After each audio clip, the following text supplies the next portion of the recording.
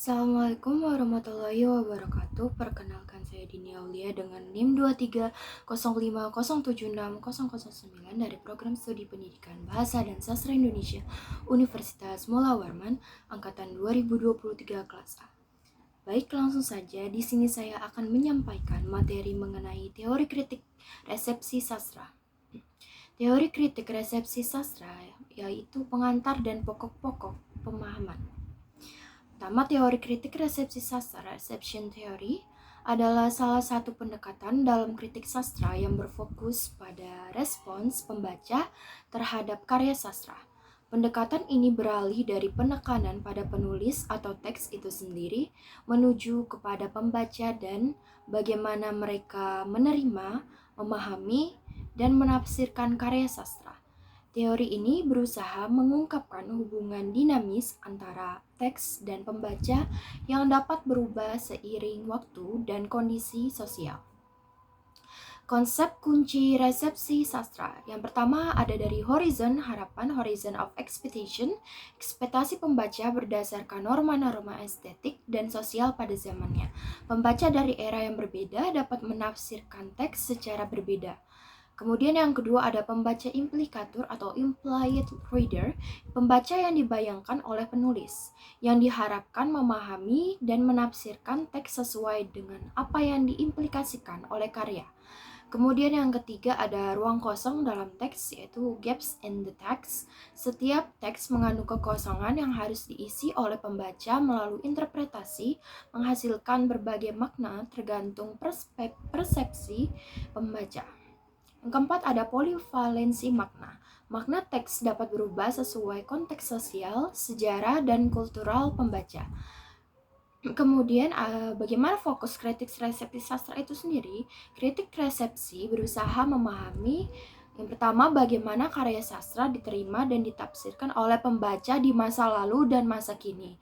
Kemudian, bagaimana perubahan horizon harapan pembaca mempengaruhi resepsi status karya sastra dalam sejarah. Kemudian, bagaimana peran pembaca dalam proses penciptaan makna suatu karya sastra serta kontribusi pembaca dalam memperkarya dan memodifikasi teks. Selanjutnya ada penerapan teori kritik resepsi dalam sastra.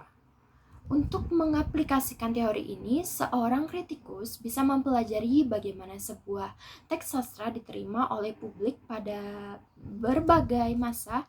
Misalnya, yang pertama, bagaimana novel klasik seperti Pride and Prejudice oleh Jane Austen diterima pada awal abad ke-19 dan bagaimana pandangan pembaca terhadap novel ini yang berubah pada abad ke-20 dan ke-21. Kemudian bagaimana karya sastra modern seperti The Catcher in the Rye oleh J.D. Salinger menerima tanggapan yang berbeda dari pembaca remaja di Amerika Serikat pada tahun 1950-an dibandingkan dengan pembaca global pada abad ke-21. Kemudian kritik terhadap teori resepsi sastra. Meskipun memberikan sudut pandang yang berbeda, memahami karya sastra, teori resepsi juga mendapat kritik.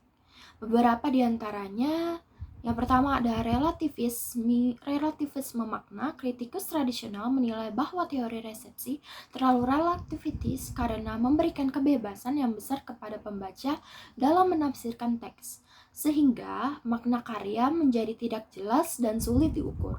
Kemudian yang kedua ada konteks sejarah dan sosial. Kritikus lain berpendapat bahwa teori ini kadang kurang mempertimbangkan konteks sejarah dan sosial dari penulis itu sendiri yang mungkin memiliki dampak signifikan terhadap pembentukan teks. Selanjutnya yang ketiga ada kesulitan objektivitas. Dikarenakan teori ini sangat menekankan pada pengalaman subjektif pembaca, kritik resepsi sering dianggap kurang dapat memberikan analisis yang objektif terhadap karya sastra. Kemudian kesimpulannya adalah teori kritik resepsi sastra menawarkan perspektif yang unik dengan menempatkan pembaca sebagai elemen kunci dalam penciptaan makna suatu teks sastra, dengan memfokuskan pada bagaimana sebuah karya diterima oleh pembaca dari waktu ke waktu, teori ini memberikan pemahaman yang lebih kaya tentang dinamisnya hubungan antara teks pembaca dan konteks historis. Teori ini menekankan bahwa makna sastra bukanlah sesuatu yang statis, melainkan senantiasa hidup dan berkembang seiring perubahan zaman dan persepsi pembaca. Baik, sekian penjelasan materi mengenai teori kritik resepsi sastra yang barusan saya jabarkan. Kurang lebihnya mohon maaf. Wassalamualaikum warahmatullahi wabarakatuh.